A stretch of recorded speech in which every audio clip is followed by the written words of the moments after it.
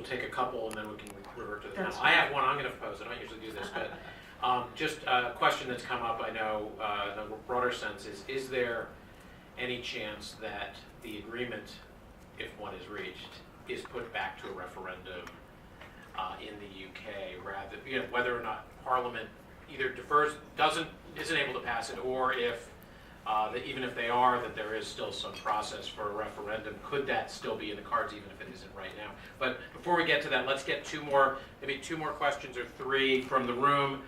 Our panelists can sort out how we answer. Hopefully our second panel, maybe we'll just run a little long in that, because this is such a good conversation. Ground rules, as folks know who come to WITA events, please identify yourself, your affiliation, and please keep your question short and in the form of a question.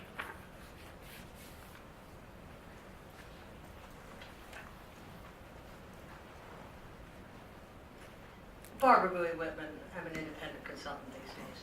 At any rate, the fundamental question seems to me to be, and I'd like your opinions on whether I'm right, it's an underlying philosophical difference between an Anglo culture and a continental culture on whether free trade or economic integration.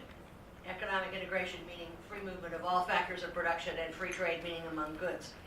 And it seems like Britain was trying to get out of the people side of it and get back to just trading goods and services. Am I right? Is that the fundamental question, or is it as complex as all the bits and pieces that we were discussing? Thank you. So, thanks, Barbara. So are there a couple more questions? This is a very shy group. There's somebody in the back, please. There are two people. We take those two and then. Thank you, Jean-François Wattin with CEPI in Paris. It's very encouraging to know that there are 70 countries that are queuing up to negotiate free trade deals with the UK. Why would any country want to negotiate when they don't know what the status of the relationship will be at the end of the day? Will they face WTO tariffs, zero tariff? Simple question. Thanks, Jean-François. In the back? That was my question. Okay, lots of questions about uncertainty. So I think the question was, how do you negotiate with the UK? There seems to be a long line of people who want to negotiate, but they don't know what the baseline is and what they're negotiating from. Just to tell you, if you don't know Jean-François, he's a long-time French diplomat who was a fierce negotiator in the WTO, so maybe a bit of a loaded question. So, who wants to go first? Sure.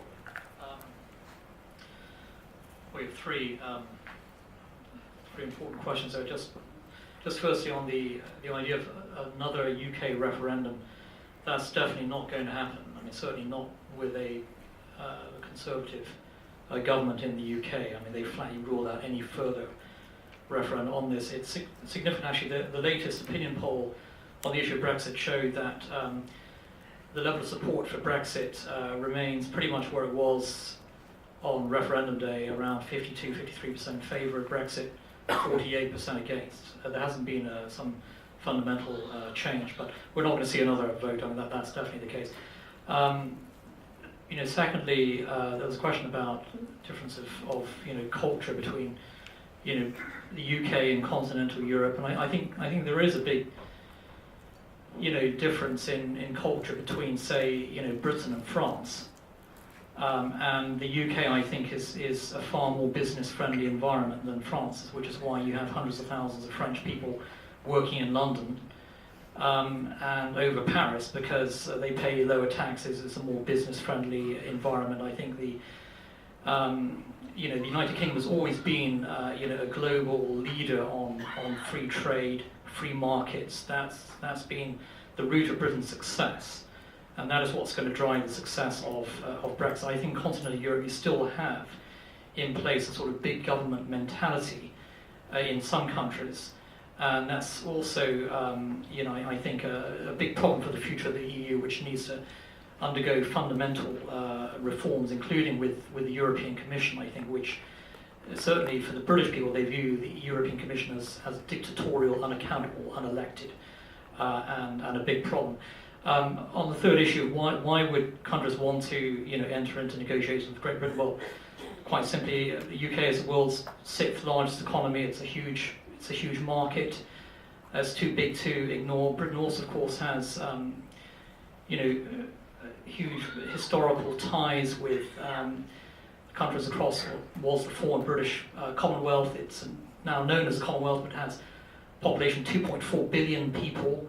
I'm in no doubt that most of these Commonwealth countries will be signing agreements with UK, including India, a market of over 1 billion people.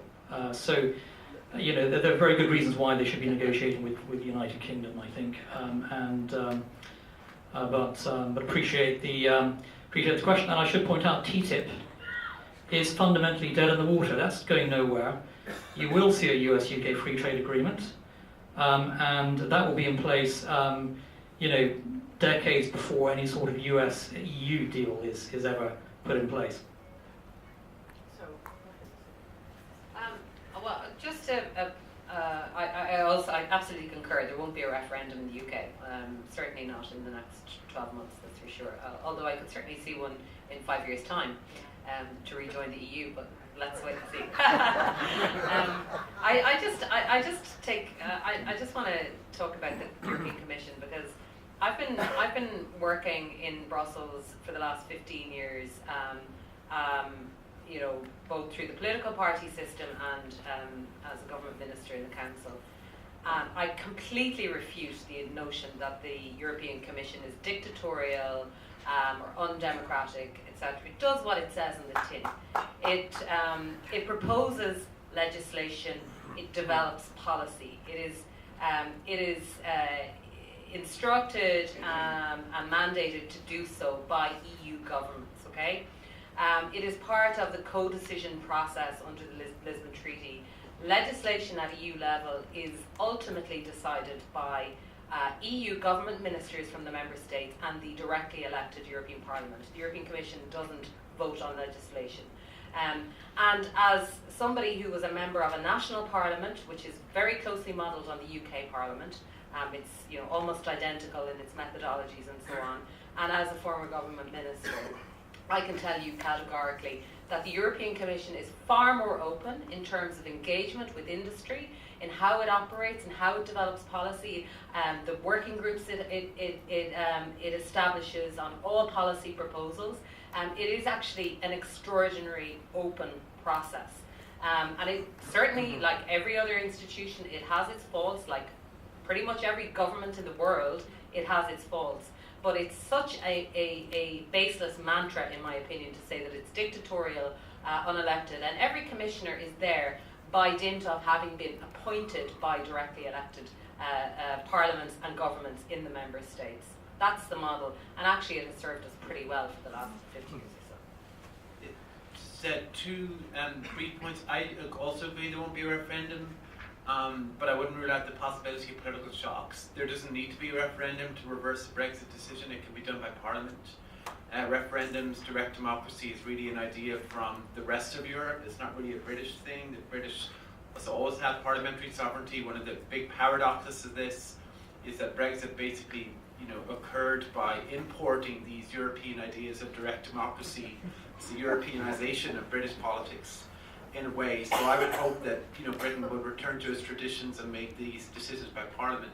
In answer to the question about why negotiate with Britain, Brexiteers won't really like to hear this, but there's one really compelling reason why they would, which is if they negotiate now when Britain really needs trade deals, they might get a much better deal than they would in the future. And I think that is why they would do it. I mean, that's why Trump is doing it, because he thinks they could basically take them to the cleaners. And they may, but I actually think Britain, my understanding of talking to officials is they understand that now, and they won't actually sign a deal with the Trump administration that's manifestly unfair. But I think that's why they would do it. So This has been a pretty fascinating panel. Thank you very much for joining us. I think there's a lot of uncertainty about the uncertainty about what's going to happen, including in March. I think the points about tough love were quite instructive for all of us. We could probably go on for a long time. But could I ask that everybody please join me in thanking the panel for Thank you to the panel, thank you Dorothy for stepping in to moderate this panel, that was a terrific job, great conversation.